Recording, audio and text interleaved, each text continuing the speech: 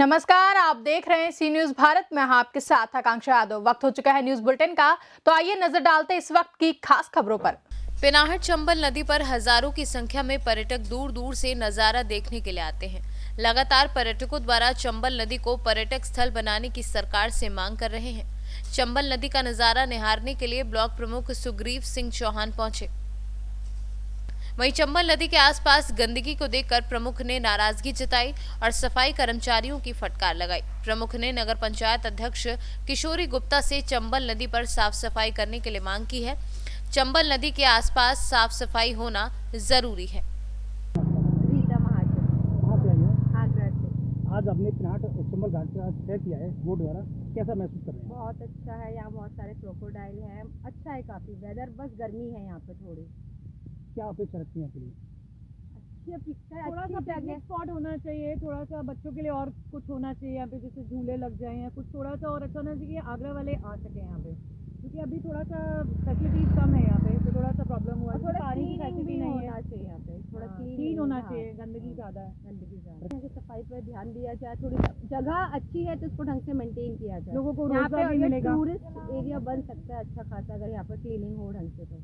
आज आपने चंबल की सैर की है, यहाँ पर नज़ारा देखा है, क्या क्या चंबल में ऐसी चीज़ें रही जो लुभाती हैं? चंबल में हमारी में अगर देखा जाए तो इस आगरा का नहीं बल्कि पश्चिमी उत्तर प्रदेश का सबसे बड़ा पर्यटक स्थल ये चंबल को बनाया जा सकता है, क्योंकि यहाँ पर विलुप्त प्रजाति के जीव जंतु, जलचर, सभी पक्षी जो प्राय कहीं देखने को आपको नहीं मिलेंगे, जैसे एलिगेटर, डॉल्फिन और कई देशों से यहाँ पक्षी आते हैं। और इसके लिए सरकार ने भी काफ़ी इंतजाम किए हैं। अभी आपने देखा भी कि यहाँ वाइल्ड लाइफ की पूरी टीम लगी हुई थी, जो हमारे साथ भी गई। वाइल्ड लाइफ के डिप्टी रेंजर हमारे साथ थे, वो दिन रात बड़ी मेहनत करती है पूरी वाइल्ड लाइफ की टीम यहाँ। और इसको पर्यटक स्थल विकसित करने के लिए हमने पहले भी प्रयास किया। मैं स्वयं अपने निजी खर्चे पर मैंने यहाँ एक बोट ला के दी, और वो बोट कुछ समय तक लगातार चंबल में रही। अभी आपने फिर अभी देखा होगा कि कुछ पर्यटक आए भी और उन्होंने भ्रमण भी किया। जो एक बार आता है वो निश्चित तौर पर उसका यहाँ बार बार आने का मन करता है। तो मैं शासन से और प्रशासन से यही मांग रखूँगा और जाऊँगा, जब भी मैं शासन में लखनऊ जाऊँगा तो हमारे चंबल में इस तरीके से यहाँ एक तो सुरक्षा की व्यवस्था, लोगों के मन में एक भाव आता है चंबल घाटी में जा रहे हैं, लेकिन इस तरीके का यहाँ माहौल है नहीं अच्छा है। बट उन लोगों को ये समझाने के लिए, उनको बताने के लिए उसके भी हमको पूरे पुख्ता इंतजाम होने चाहिए। सरकार का ध्यान, थोड़ा सा ध्यान इस तरफ आए, निश्चित तौर पर ये पश्चिमी उत्तर प्रदेश का सबसे बड़ा पर्यटक स्थल के रूप में उभरेगा। और मुझे आशा ही नहीं, पूरी उम्मीद है आने वाले दिनों में ये बहुत बड़ा पर्यटक स्थल होगा। यहाँ रोजाना हजारों की संख्या में लोग आएंगे। पर्यटकों द्वारा बताया गया ये साफ सफाई पर कोई ध्यान नहीं दिया रहा इस तरह से। हाँ, वो ये आपकी बात सही है, क्योंकि मैं इसके विषय में बात भी करूँगा। और यहाँ की नगर पंचायत की अध्यक्षा हैं श्रीमती किशोरी जी, उनसे भी मैं अनुरोध करूँगा कि जरा सुबह के टाइम में सफाई कर्मी एक दो ऐसा आ जाएगा, निश्चित तौर पर इस चंबल के जो बाहर जो लोग पॉलीथीन डालते हैं इसको भी साफ सफाई हम लोग कराने का उनसे मिलकर मैं निश्चित प्रयास करूँगा। मैं भी अपने ब्लॉक के माध्यम से कुछ सफाई कर्मियों को यहाँ लगाकर करूँगा। दूसरा ये अनुरोध करूँगा, यहाँ हम जगह जगह साइन बोर्ड लगवाएंगे और एक दो लोग नियुक्त किए जाएंगे, जिससे लोग चंबल में अंदर भी गंदगी न डालें और बाहर भी गंदगी न हो। हम चंबल के पानी को भी साफ रखना चाहते हैं और चंबल के बाहर भी हम साफ सफाई रखना चाहते हैं। इस पर भी निश्चित तौर पर हम काम करेंगे और काम कर रहे हैं, और इसको बहुत जल्दी आपको इसमें परिणाम देखने को मिलेंगे। आगरा से सी न्यूज संवाददाता विनय कुमार बघेल की रिपोर्ट। उत्तर प्रदेश के जिला अमरोहा के रहने वाले बीजेपी के सिंबल पर चुनाव जीते शिक्षक एमएलसी हरि सिंह ढिल्लो शिक्षक मतदाता का एक तरफा वोट हासिल कर अपनी जीत दर्ज कर ली है। वहीं आज चुनाव के बाद पहली बार अमरोहा पहुंचे, जहां भाजपा कार्यकर्ताओं ने ढोल नगाड़ों के साथ फूल मालाओं से दमदार स्वागत किया। वहीं भाजपा कार्यकर्ताओं ने एक दूसरे को मिठाइयां खिलाकर खुशी का इजहार किया। बता दें कि अमरोहा नगर कोतवाली क्षेत्र पहुंचे शिक्षक एमएलसी हरि सिंह ढिल्लो ने 7960 वोटों के बड़े अंतर से शिक्षक विधायक जीत के बाद आज पहली बार अमरोहा पहुंचे, जहां बीजेपी कार्यकर्ताओं ने उनका भव्य स्वागत किया।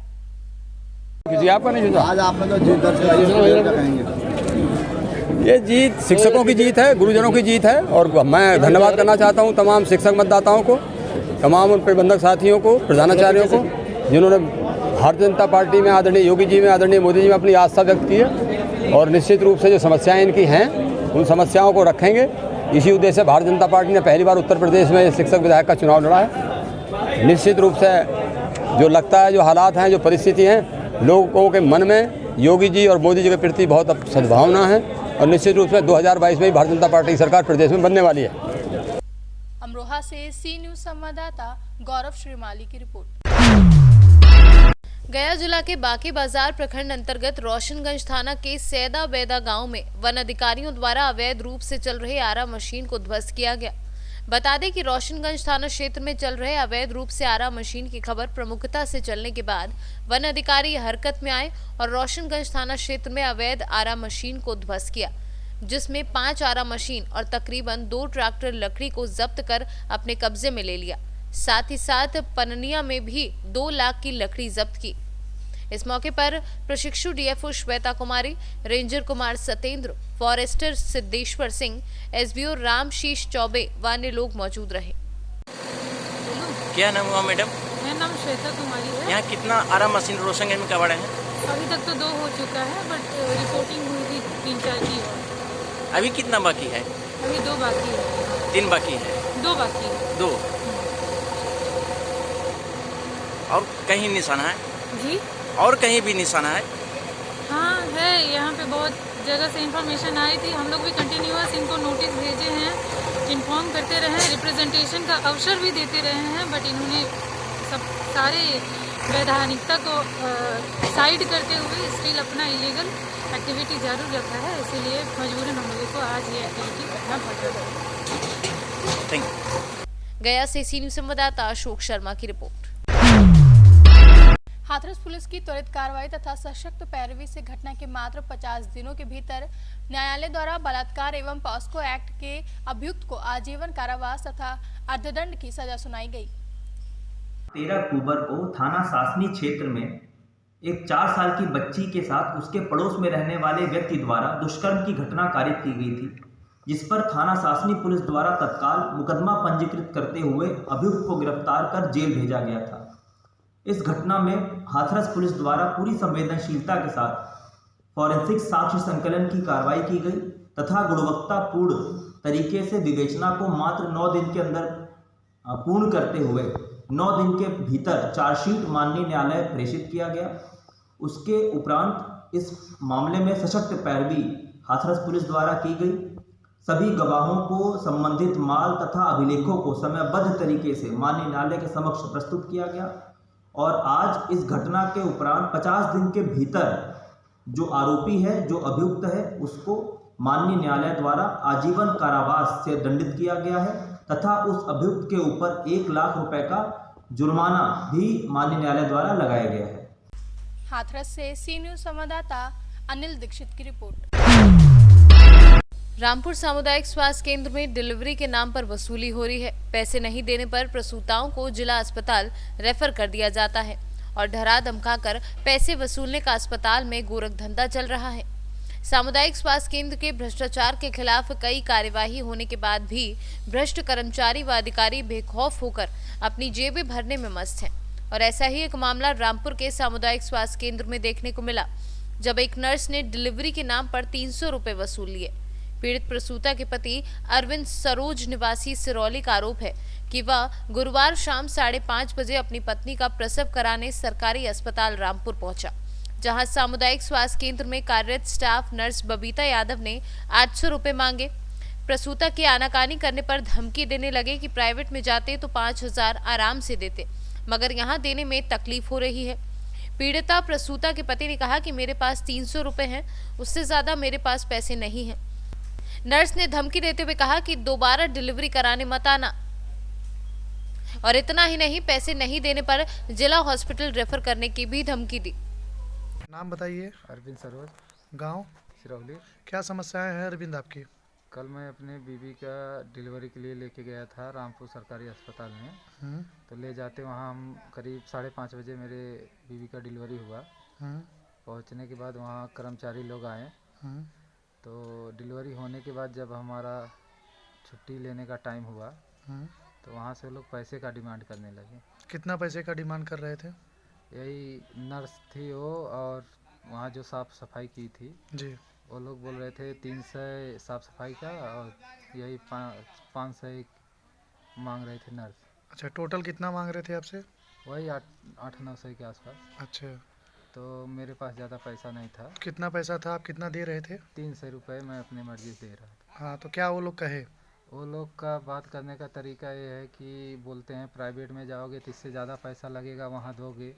सरकारी अस्पताल है, यहाँ पैसा देने में आपको दिक्कत होती है। और सबसे बड़ी समस्या यह है कि वहाँ ज़्यादा बोलो तो लोग ये भी बोलते हैं कि यहाँ अस्पताल में मत आओ, ऐसा है। अच्छा, तो और कुछ दवा ववा बाहर का लिखे थे? हाँ, कुछ टाँका लगाने वाला धागा था, वो बाहर से लिखे थे। 236 रुपये का मैं लेके आया था। अच्छा, आपने कहा नहीं कि अस्पताल में उपलब्ध नहीं है? नहीं, बात किया तो बोलते हैं नहीं, ये अस्पताल में नहीं है। ठीक है। अच्छा, ये बताइए अरविंद जी, अभी आप सरकार से क्या मांग करना चाहेंगे? सरकार से यही मेरा मांग है कि गरीब आदमी के पास इतना पैसा नहीं रहता, इसके लिए हम लोग सरकारी अस्पताल में लेके जाते हैं। जी। कम से कम जैसे किसी के पास तो खाने का लाला पड़ा है, सब्जी के पैसे नहीं हैं, इमरजेंसी में डिलीवरी आ गए, लेके चले गए हम लोग सरकारी अस्पताल में, इसीलिए लेके जाते हैं कि थोड़ा हम लोग का पैसा नहीं है, डिलीवरी हो जाए। ऐसे बहुत से आदमी हैं जो गरीब, जिसके पास पैसे नहीं है, लोग ऐसे ही परेशान करेंगे तो इतना भेजा मारी ये लोग करते हैं तो कहाँ से होगा। यही सरकार से गुजारिश है, इस पर कुछ ना कुछ कार्रवाई हो। जौनपुर से सीनियर संवाददाता ब्रजेश की रिपोर्ट। फिलहाल के लिए न्यूज बुलेटिन में बस इतना ही। देश और दुनिया की तमाम बड़ी खबरों के लिए जुड़े रहे सी न्यूज़ भारत के साथ। हर खबर आपके साथ, आपके हाथ।